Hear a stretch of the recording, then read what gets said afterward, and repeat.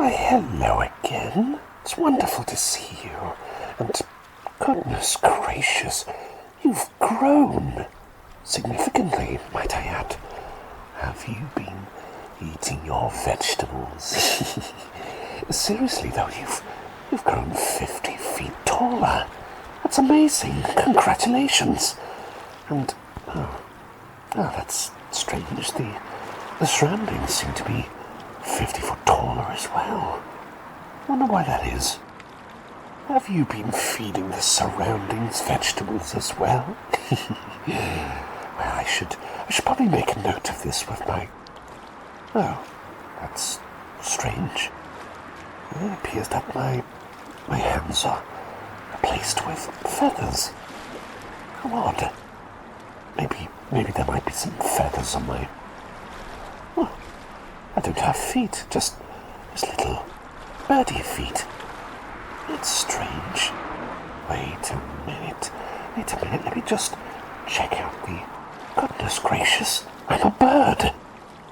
I never would have expected that. This is absolutely, positively amazing. Well, I love birds, you see, and this has never happened to me before. Well, you're probably wondering what's going on here. Well, tell you what. Let me ask you first, how are you feeling? Yes, thank you for letting me know. Well, I decided to pop on by because I wanted to run a bit of a test with something to help with your stress levels before bed. And, well, yes, we all know that I've taken you to another little random location, of course. Oh, that Dr. Cyneric and his plucking people into random locations during his visits. I'm a bit of a rascal like that, aren't I? But, anyway. So, what happened was that, I think I might have run into a bit of a side effect. You see, I like to travel around through these, doorways, you could call them, yes. Let's call them doorways. And, sometimes they have side effects, and clearly this is one of them. It should be temporary, of course, but hopefully I shall be back to my usual self.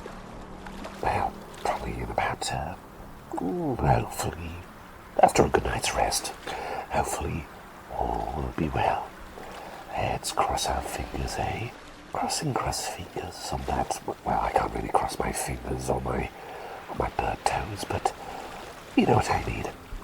So anyway, what I decided was to get you some bedtime stories. Yeah, I thought maybe some stories might help you unwind before sleep. How does that sound? How do you feel about that? Really? Oh, that's good. Well, let me start off with the first story. So, once I remember I visited this peculiar little girl, and I took her through my doorway, bed and all, and we appeared in a field in Holland right at night. Well, managed to bring a few candles this time, just to make sure that there was a bit of illumination, you see. You know, we don't want to be doing these kind of checkups in the dark with absolutely no illumination whatsoever. So that helped. So anyway, it was quite peculiar. She just kept staring at me, bewildered. Absolutely bewildered. It's like I saw a ghost. I mean, really? Do I look like a spooky, scary ghost in my human form? What do you think? Oh, that's interesting. Clearly she was a bit rattled. At first I was asking questions and, well, I wanted to make sure that she could talk, of course, so I tried asking, can you talk? But she was just too silent. Well, it made me wonder why that was. Was she scared? Did she forget how to speak? Was she trying to communicate with me by staring at me? Maybe more of them are potential answers. So what I did was I hypnotized her with my pen. I sent her into a bit of a love, and then with her dulled senses, she relaxed some more.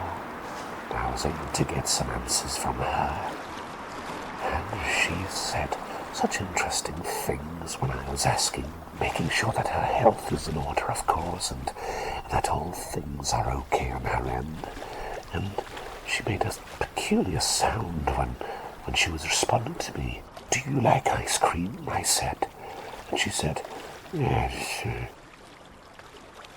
What does yes mean? Well, I didn't know at the time, so after getting her back to sleep and sending her back to her home through the doorway, I decided to explore around to see if there's any kind of ice cream called Chevrolet. After a good week or so of researching, I found nothing. Nothing at all. I was quite disappointed, really. I thought she was telling me that it was a flavour. So next time I visited her, I asked about that, and she was even more confused and said, "No, I was just tired." I thought, oh, that explains it. She was just making tired sounds. Silly old me, silly Dr. Cyneric. That was a peculiar story, I know, but quite a funny one in retrospect. Did you enjoy that little tale? Really? Tell you what, I can tell you another one. How does that sound? Oh, certainly.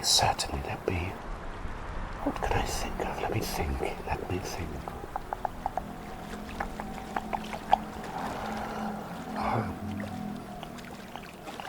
Oh, yes, I remember a story once.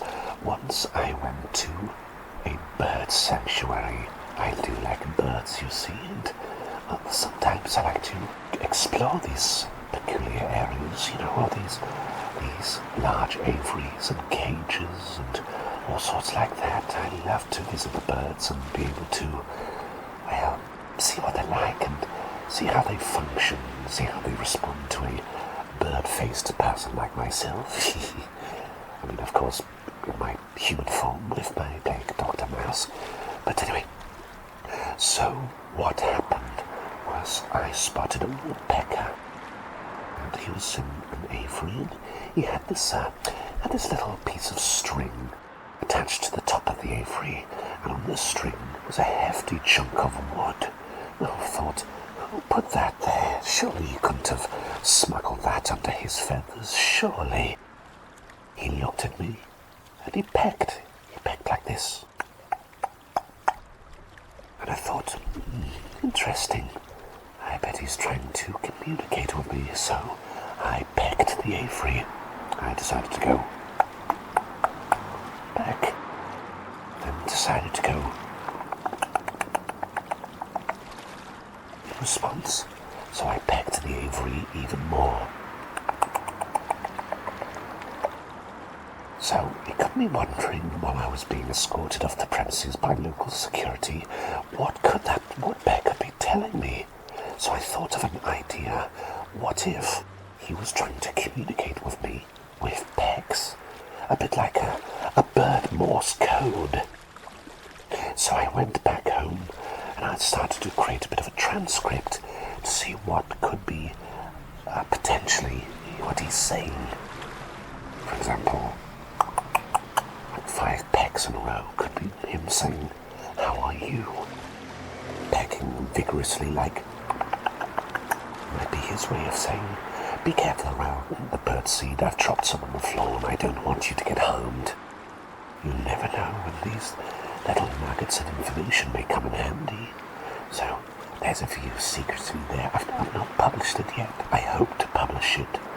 I would love to publish it in a book sometime. I'm still working on it. I just keep getting sidetracked by so much, especially work, especially trying to go around and make sure everyone's okay and tippity-top. Anyway, so that was another story right there. Was that interesting for you? Thank you for letting me know. Well, I do have a third one. How does it go again? Let me think.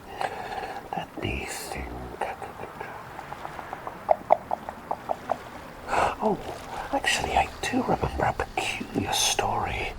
It's about a gentleman who had olives for eyes, except they glowed in the dark. Quite the twist, huh? So, does that sound interesting? Oh, certainly, I'd love to tell you. What happened was, I visited this rather peculiar gentleman, and like I said, his eyes seemed to glow, like he had black olives, and inside were tiny little green olives, and that seemed to glow.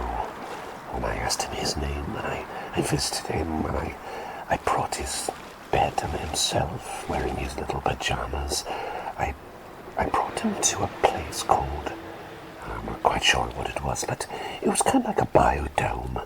Think of like a snow globe, but it's really, really big. And in the side is a little jungle. And lots of birds as well. It's quite safe from outside threats in the night and quite warm and toasty. I thought it'd be a very nice place to bring him, but when I brought him, he was rather bewildered. He just kept looking at me and shaking uncontrollably and looking at me with those olive eyes, and I tried to ask him some basic questions.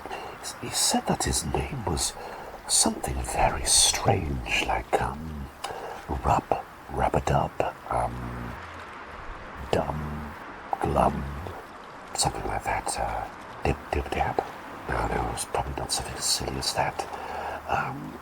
Let's assume that his name was Dib. It's probably something like Dib.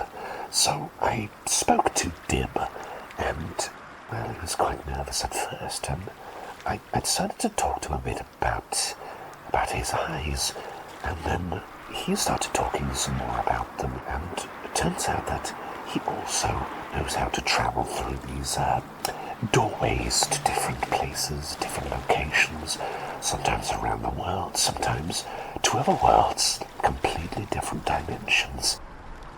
And he was very ecstatic because he genuinely thought that he was the only person. I was quite curious to know more, so we'd started chatting for a good, I'd say probably an hour, 2 hours maybe. I was just sitting by his bedside and he was sitting up chatting away. But of course, had to make sure that he fell asleep again, so I decided to make some noises with the local fauna and nearby kind of trees, things like that. Like I cut a branch and some leaves and crumpled the leaves that had fallen and snapped the twig and tapped them against surfaces and let the birds kind of chirp a beautiful set of songs for him, just to help him unwind and relax. And he seemed to fall asleep quite soundly, actually. He slept like a baby, with a big smile on his face as well. But that was an interesting encounter I had with the gentleman, and of course I sent him back through, and that Deb fellow, again, it's probably something like that, Deb, back to his room I sent him. And of course I went off on my merry way, and I thought, what if there were other people just like him, just like me, who could travel to different places, different locations through these doorways? What if other people could do that? By the way, you'll keep this a secret, right? Because it could be quite dangerous for some people. Not implying that you're in any danger when I bring you through, but we don't want anyone being led through these by their own curiosity, and, well, never know what dangers might be around. Of course, you are safe with me. Dr. Cyneric is always making sure that his patients are ever so safe and snug in their beds. You can trust me. But anyway, did you like that story as well? Oh, I see. Thank you for letting me know. Okay, well, I can tell that you're getting ever so sleepy, so I should probably take my leave. But first, let me help you fall asleep, and then I'll be taking taking you back to your room while you're resting, so just close your eyes. Gently close those delicate eyes of yours. Take one deep breath in and a deep breath out. Deep breath in and another deep breath out. Keep breathing gently and softly. I'll be taking you home. All will be well. Everything will be back where it belongs. That includes you in your own room, in your own home, wrapped in your blankets, resting on your pillows, ready to be greeted by the sun once again.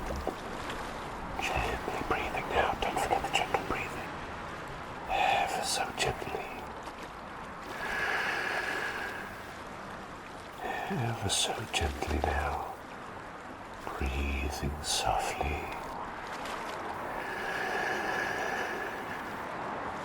And Dr. Cyneric, your old birdie buddy, will be seeing you soon.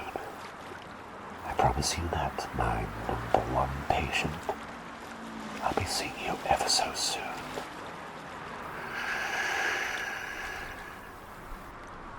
Sweetest of dreams now. Sweetest of dreams to you.